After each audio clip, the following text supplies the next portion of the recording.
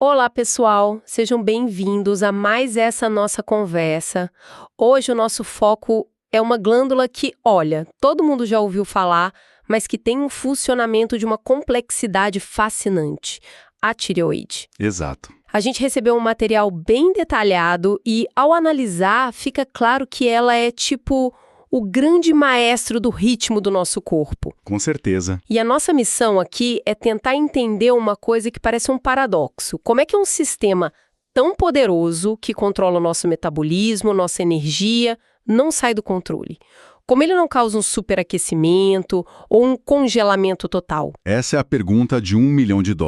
Ok, vamos analisar isso a fundo. E é a pergunta certa para começar.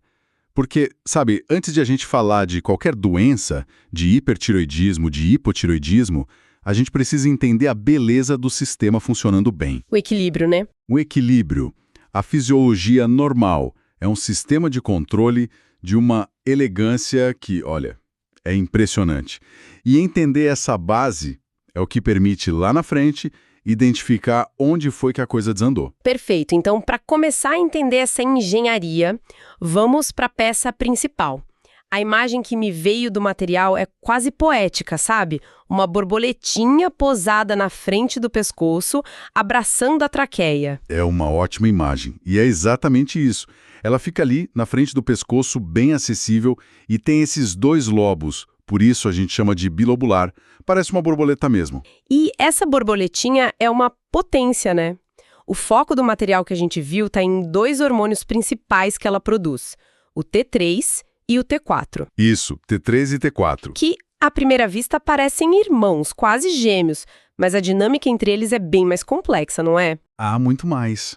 E essa é a primeira pista para entender a genialidade do sistema todo. A tireoide, na verdade, produz muito mais T4. Tipo, uns 80% da produção dela é de T4. 80% e o T3. O T3, que é a forma do hormônio que é realmente potente, que de fato vai lá e aperta os botões nas células, a tireoide só secreta diretamente uns 20%. Ué, mas por quê? Por que a glândula se concentraria em produzir a versão, digamos, menos potente? Porque o T4 funciona como um pró-hormônio. Um pró-hormônio. Pensa nele como uma matéria-prima, um precursor mais estável. A tireoide libera esse grande estoque de T4 no sangue e aí os tecidos do corpo, tipo fígados, rins, eles mesmos fazem a conversão. Eles pegam o T4 e transformam em T3 conforme a necessidade. Ah, que interessante! É um sistema de ativação sob demanda, muito mais seguro do que liberar uma enxurrada do hormônio superpotente de uma vez só. Entendi. Então o T4 é como se fosse um vale-presente e o T3 é o produto final. Cada parte do corpo decide quando e como quer trocar esse vale. Já é uma camada de controle. Exatamente. Mas a coisa fica ainda mais estranha. E aqui foi onde eu realmente precisei parar e reler. O material diz que 99,5% dos hormônios que são secretados estão, na verdade, inativos. É isso mesmo. Como assim? A tireoide trabalha sem parar para produzir tudo isso e o corpo simplesmente engaveta quase tudo? Parece um desperdício de energia. É uma reação super comum, porque parece contraintuitivo, mas é um dos mecanismos mais brilhantes. A resposta para isso está numa proteína chamada globulina ligadora de tiroxina, a famosa TBG. TBG? Assim que o T4 e o T3 caem na corrente sanguínea, a grande esmagadora maioria deles é imediatamente capturada por essa proteína. Capturada, tipo uma escolta. Exato. Pensa na TBG como se fosse um carro forte. Enquanto o hormônio está ali dentro, ligado a ela, ele está seguro, está sendo transportado, mas está completamente inativo. Ah! Ele não pode sair desse carro forte para interagir com as células. Ele é só uma carga.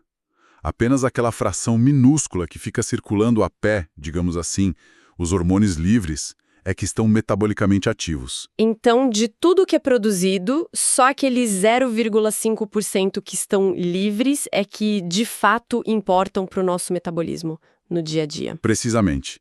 São esses 0,5% que são a força de trabalho real.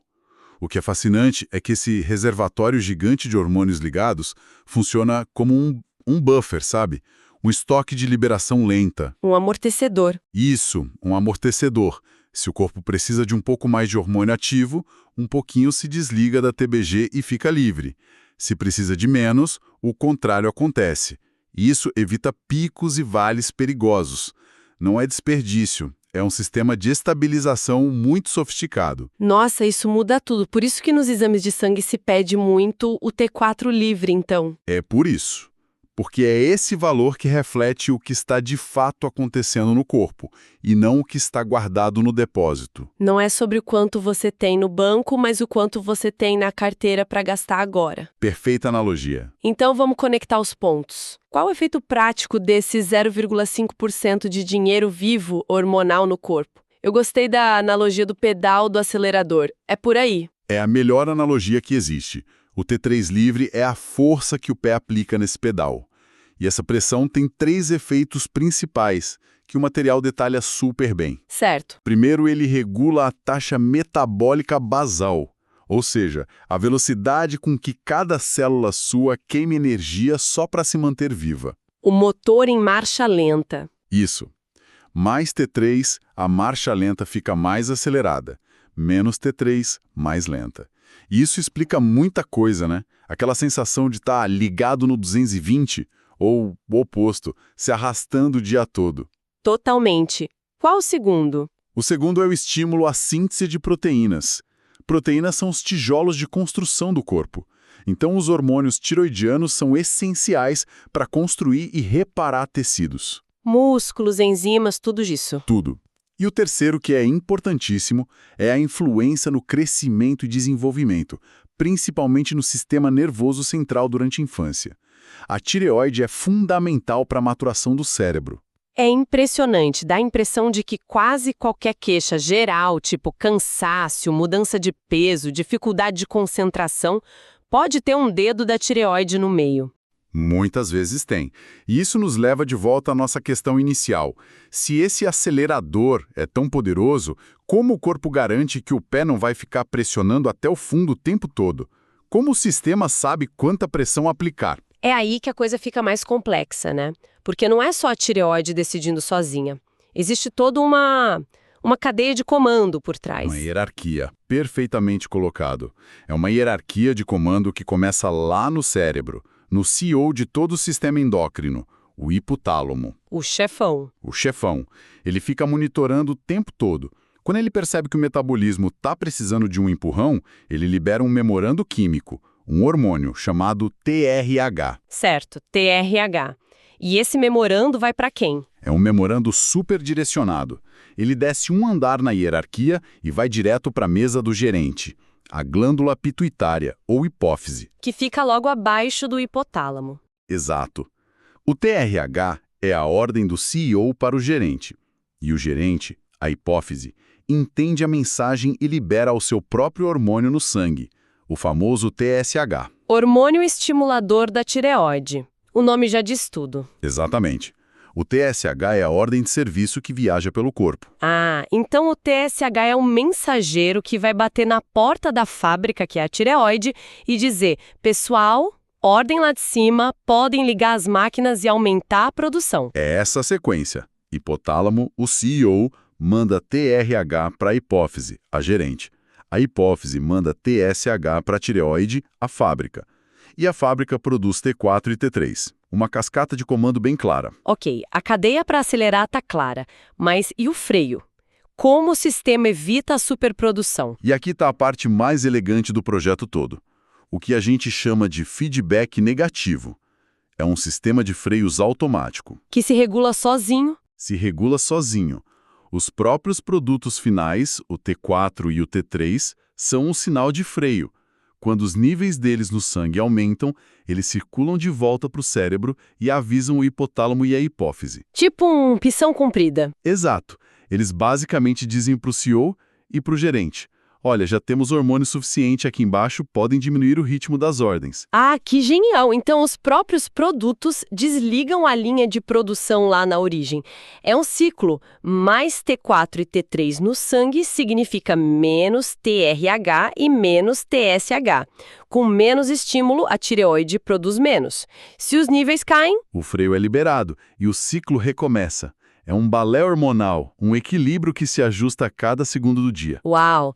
Olha, manter toda essa cascata na cabeça, TRH, TSH, T3, T4, TBG e a lógica do feedback deve ser um desafio enorme, principalmente para quem está estudando para provas de fisiologia, endocrinologia. É um dos maiores, porque não é só decorar sigla, é entender a dança entre elas, a causa e a consequência. Por isso, ter ferramentas de estudo que te ajudam a fixar esse fluxo é fundamental. Falando nisso, imagino o alívio de ter um suporte para um tema tão denso.